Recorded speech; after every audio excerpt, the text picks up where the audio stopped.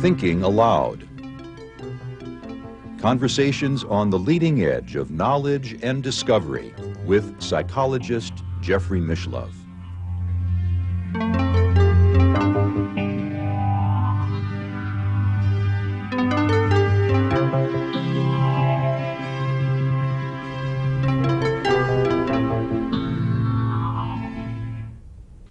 Hello and welcome. Today we're going to be exploring a phenomenon of the late 20th century, the cult of information. And my guest, Dr. Theodore Roszak, is a professor of history at California State University at Hayward and also chairman of the Department of General Studies there. Perhaps more importantly, Dr. Roszak is the author of numerous books and several novels, including The Making of the Counterculture, Where the Wasteland Ends, and most recently, The Cult of Information. Welcome to the program, Ted. Glad to be here, Jeff. It's a pleasure to have you here. But tell me, what do you have against information?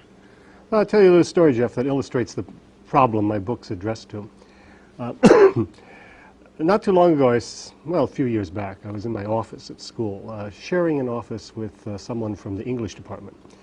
And a student was talking with the professor about an assignment that had to do with a poem by Robert Frost.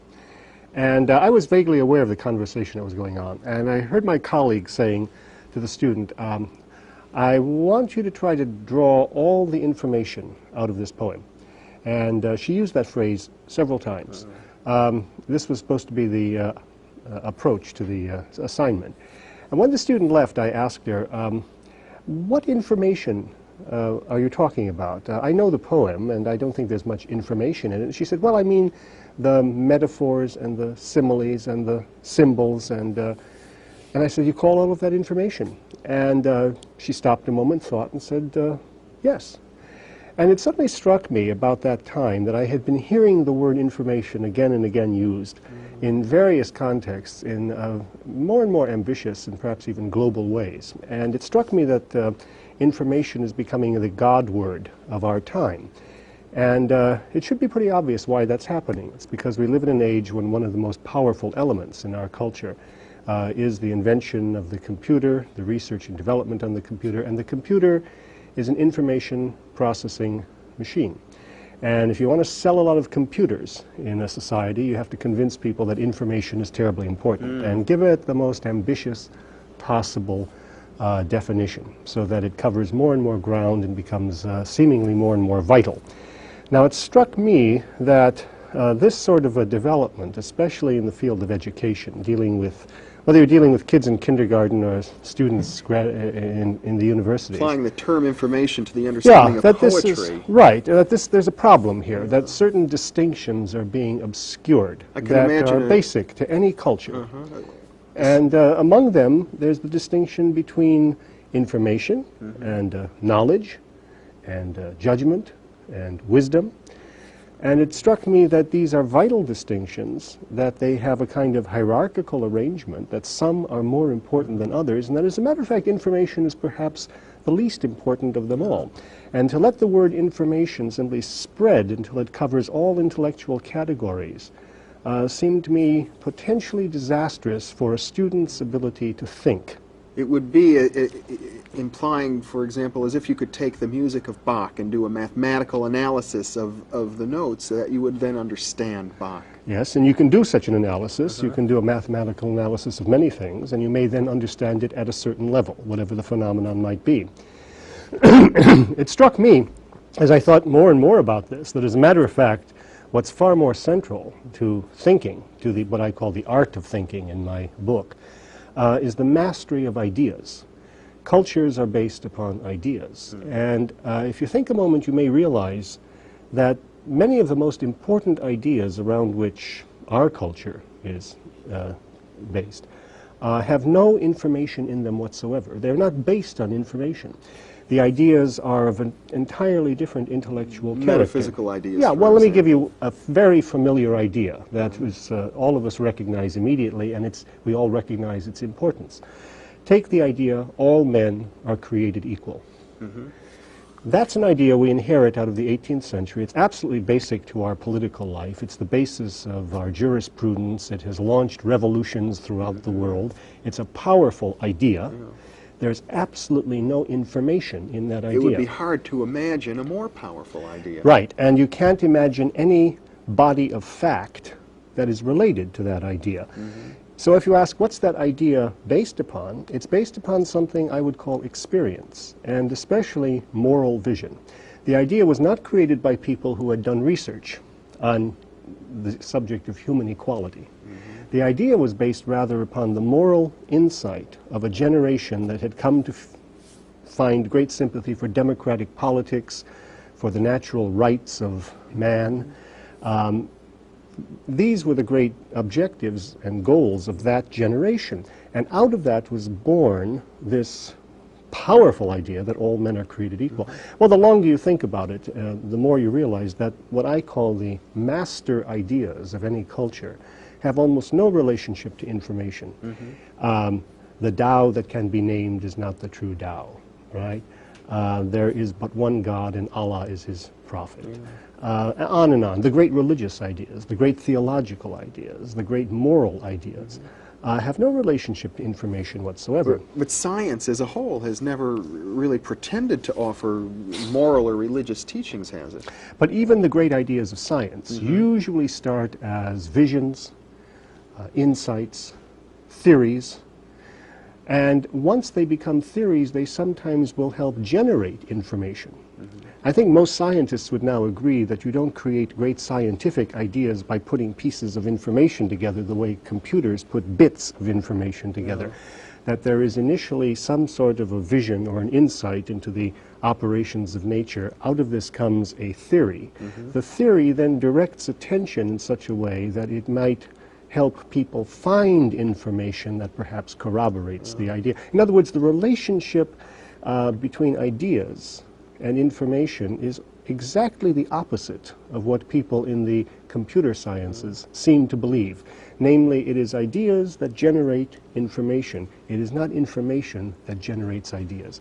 And to lose track of that fact, it seemed to me, was to court disaster in our intellectual lives. I wonder if you're not putting it a little too strongly, though. Isn't it somewhat reciprocal, actually? Sure, there's a reciprocity, but you mustn't lose track of the importance of the initial idea, which is often born of experience. And experience is not something that easily reduces to facts and figures and so on. In fact, what experience is so deeply metaphysical that it would be difficult for me to define it for you, but we all know what our experience is. And it seemed to me that what people needed to operate in the world successfully, whether they're kids or grown-ups, was the ability to discriminate among ideas. And what I call the cult of information, which is so focused on information processing and the information processing model of the human mind, which is very popular among computer scientists and people in artificial intelligence research. Many people, even in the counterculture, talk of themselves as like a biocomputer. Yeah, well, I mean, there's something behind that image that's interesting, too. But it seems to me that this evaluation of idea, of information as being somehow the supreme element in any culture is a very misleading idea. And I wrote the book primarily as a sort of a humanist's approach to the computer and its proper place in our society, and especially in education. In psychology, academic psychology today, the information processing model of the mind is very big. Oh, this is one of the biggest ideas going. Incidentally, let me show you how involuted or tricky this becomes. The very suggestion that the mind is an information processing instrument is an idea. Right? So it's almost impossible ever to get behind ideas. Right. Ideas are what generate research. They're what finally produces bodies of fact, bodies of evidence. And this, too, the computer is an idea based upon certain conceptions of number and how they can be manipulated. The information processing conception of thought is an idea. It's only one idea about the human mind. I tend to think of it as a very poor idea in comparison to the ideas of Plato or Aristotle or Spinoza, who also had ideas about the mind. But all of these are ideas. And it seemed to me the essence of education was to teach students how to deal with ideas, and especially big ideas or master ideas, as I refer to them. Because not all ideas are good ideas. A lot of ideas are bad ideas or toxic ideas. Even the master ideas might be toxic. There are cultures that have built themselves, or political movements or social movements that have built themselves around master ideas that are deeply harmful, vicious, negative, destructive, right? Ideas of a master race, for example. All of these are ideas. And sometimes they're so pervasive we Right. don't even realize that we're holding a mere idea. We think that this is reality. But I would challenge people to reflect upon what it means to think, and I suspect that what they would discover is that for the most part what they're doing is manipulating ideas. Now they may be doing that well, or they may be doing that poorly, but it seems to me the function of education is to teach them how to manipulate ideas well, how to compare them with one another, how to discriminate among them, and perhaps even how to invent their own ideas. So it seemed to me that it was a major liability of our computerized culture that we were vastly over-evaluating the importance of information, which seems to me to be the lowest level of the mind, at which the mind functions. Now, the mind does process information. I'll give you an example of that. Looking up a telephone number is essentially processing information. Data retrieval. Right, data retrieval. Buying a plane ticket, choosing which airline to use and which flight to use and so on is clearly information processing. That's Decision making at a pretty simple level. at a very simple level. And that's why things like this, looking up phone numbers, choosing which flight to take, have been properly computerized, and adequately so. And I have, no dispute about the value of the computer as an information processing machine. And we need to process a lot of information in our lives, and so it's good to have a machine that does that. But to call everything the mind does information processing seems to me deeply misleading and simply warps the art of thinking.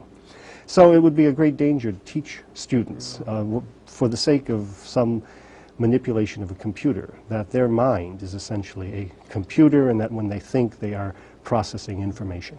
My sense is when you describe the development of these master ideas, that while they're not based on information in terms of little bits, there's a sense that they're based on a holistic perception, an intuition of the nature of things as a whole. Yeah, and that might be what I'm calling experience, which is a broad, sloppy term that's extremely difficult to refine or define, but we all know what it is, and we shouldn't be talked out of the fact that we all experience things, right? And we tend to experience them in a kind of broad, holistic way. We experience events in our lives. We learn things out of the process of everyday living, out of the people we meet, raising children, walking through the world, doing a certain job. All of this becomes the experience out of which we draw ideas, or the various sensibilities that allow us to respond to the ideas we hear, political ideas, religious ideas, and so on. But that's essentially what's going on when we do the most important kind of thinking in our lives. While the computer is a very valuable instrument to have for numerous uses, it seemed to me that this was one of its great liabilities, that it was being over-evaluated as a model of the human mind, and in that respect was doing great pedagogical or educational damage. I mean, there are many people today, I suppose, who quite literally think of themselves as a computer. Yeah, that's, if you tried to trace the history of the word information, there would be a point, a crucial point, where you had a remarkable coincidence that at about the same time the computer was gaining visibility on the social scene, the late 40s, early 50s. Discovery of DNA. There was a breakthrough in biology. Yes. The discovery of DNA. And at that time, the biologists were casting around for a model, a paradigm, by the light of which they might better understand the function of the double helix of DNA. Genetics. And they reached out and took the cybernetics information transfer technology as their model. We now know that that might not be at all an adequate model of what actually goes on in the genetic material, but at the time it was an extremely tempting connection to make. And out of that came the image of DNA as a biocomputer, that it was a little string of bits, and somehow if you added all the bits up, you got an organism. It takes a genetic Right. code and encodes it in terms of molecules ordered, and then it replicates it perfectly. And all of this lent some credibility to the idea that DNA was an information processing mechanism, right? And since we then believed that DNA was the secret of life, Right. it was like saying that information was the secret of life. And it's quite interesting because this is exactly what happened in the 17th century when scientists were looking for a model of the universe and they came up with the clock. The clock. We were like That we live in a, clockwork. right, and we live in a clockwork universe, and God is the great watchmaker in the sky. As of the early 1950s, it's almost as if the great watchmaker became the great cosmic programmer, and it became conventional for people to refer to their thinking as being programmed, to speak of their psyche, of the structure of the genetic material, all of this being programmed. Now you should bear in mind this is nothing but an image or a paradigm or a model, and it may or may not be adequate. Where does it break down? Well, I'm not enough of a biologist to investigate this, except that there have been many findings in contemporary biological research that make it questionable that this is a good model. That is if you begin asking where is the program in this computer called DNA, that's a very difficult question to answer. So the model may not be a good one. However, historically speaking, as the early 50s, that was a crucial, if fortuitous, connection between a field called cybernetics, which had developed independently, and the new biology. And at that point, the word information took on a luster, a status, a prestige that it had never had before because it seemed to be the very secret of life itself. And of course the computer industry as a whole was quite willing to go along with the idea, yes, information is the secret of life, it's the key to the universe, you need more and more of it by a computer, right?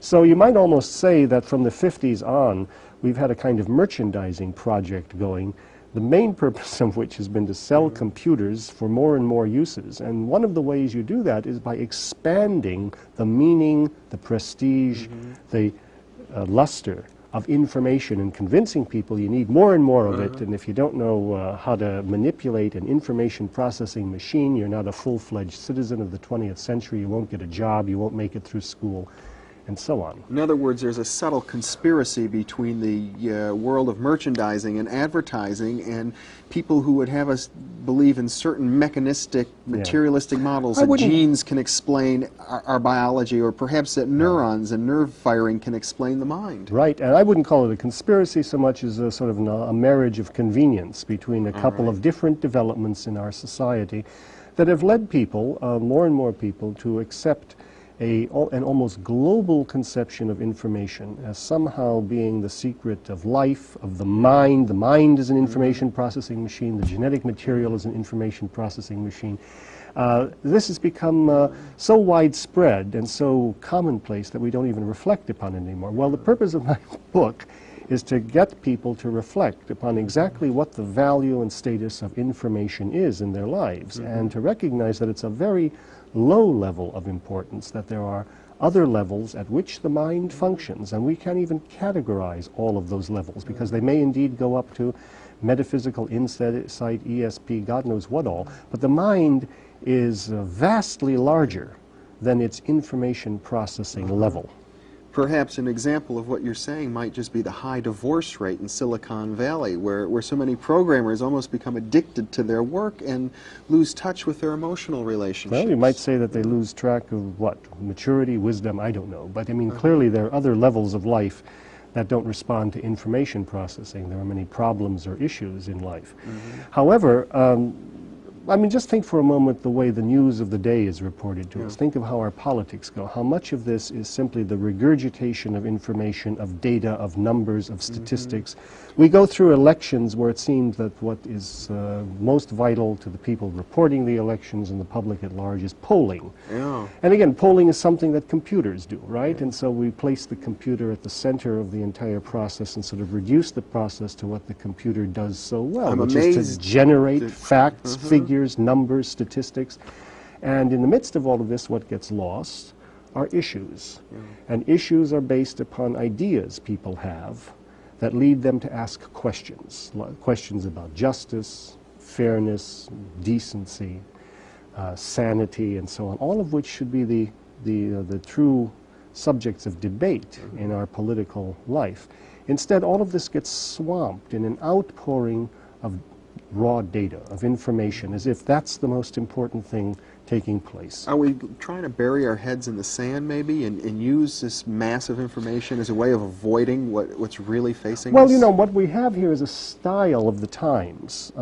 We fancy ourselves an age of information in the same way that I think much more commendably our forebearers thought of themselves as an age of reason.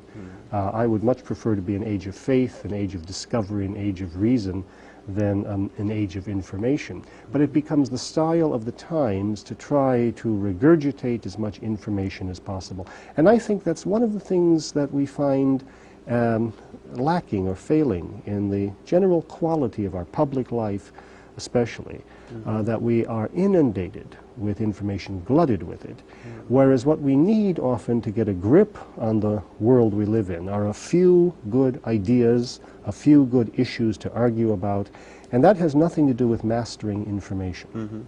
So my thought is that in the educational process, what we should do is start with something very traditional. The great books, the great ideas, teach students how to handle great ideas, which are found in great books.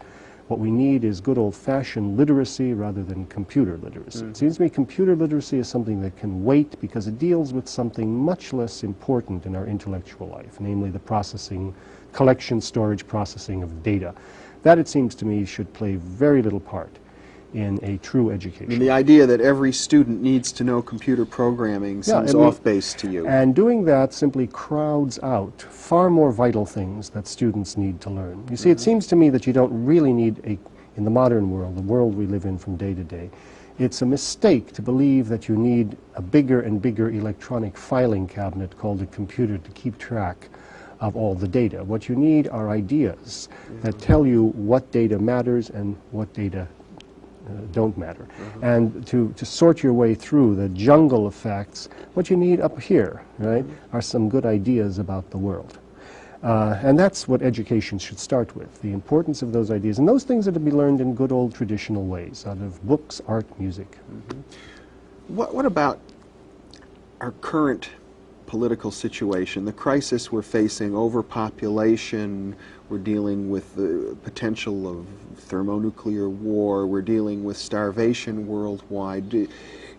Are we creating some of these problems because we're not focusing in on the basic values, because we're losing ourselves in this sea of information? Well, I'll tell you one political issue which is an excellent example of what the over-evaluation of information processing in computers may lead to.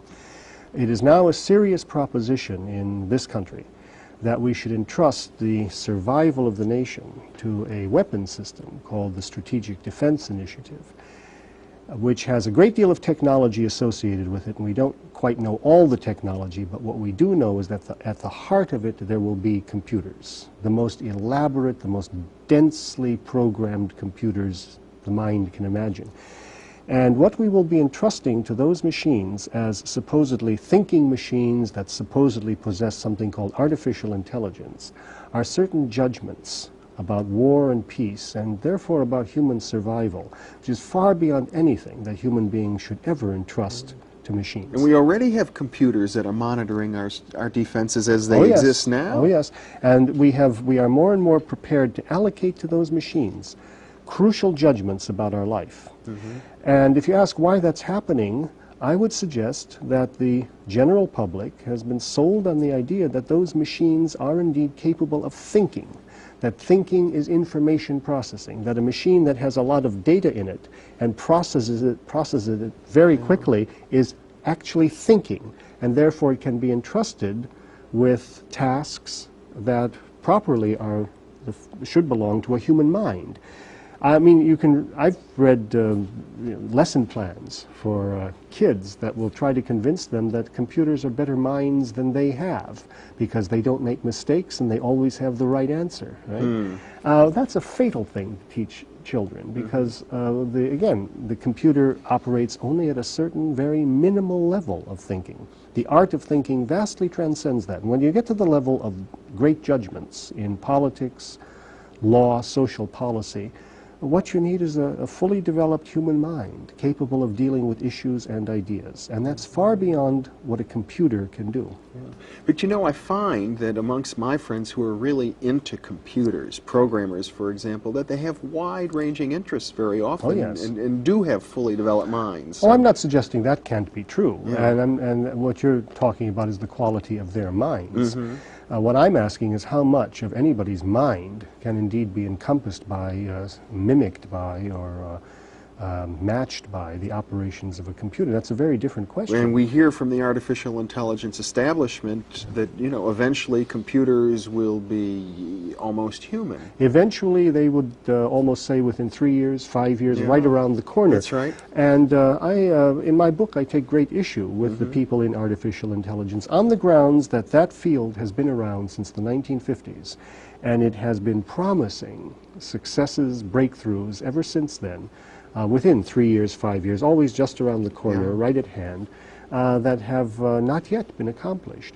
It's a field so filled with an overweening self-confidence, perhaps because it's so richly funded by the government, by the military, by the corporations, that it has been tempted to make promises it cannot fulfill. So artificial intelligence, it seems to me, as a field of study, is one of the most vastly inflated and oversold studies or fields of study in our society today. Where would you redirect all of that funding? Would you just see it go into the humanities at this point? Oh, I don't think just into the humanities, but in the field of education, I would simply plunk for a curriculum that was a little more traditional, that stayed closer to old-fashioned forms of literacy, and sought to put children as gracefully and as early as possible in touch with the great ideas on which their culture is based. Ask them to probe those ideas, discuss those ideas, compare them with one another, and reach personal judgments about the great ideas of the culture they live in. I don't see that computers have any role whatsoever to play in that. What you need are teachers, sensitive teachers, great books, great art, great music, great science. All of these things play a role in teaching children how to cope with the richness of the ideas they inherit out of their tradition. Well, Theodore Roszak, thank you very much for being with me. It's been a pleasure. Oh, it's been a pleasure, Jeff. And thank you very much for being with us.